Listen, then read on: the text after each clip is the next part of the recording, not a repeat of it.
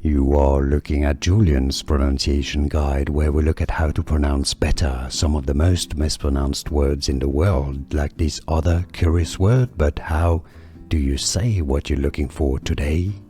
The full name of this French clergyman, otherwise known as Abbe Sieyès, simply in French, that's a French pronunciation. So for his full name, Abbe Emmanuel Joseph Sieyès. It's actually written Joseph Emmanuel, but it's actually Emmanuel Joseph. Doesn't make much difference, but that's more EJ than JE.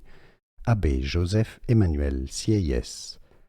In English, you can say it as Abbe Emmanuel Joseph Sieyès.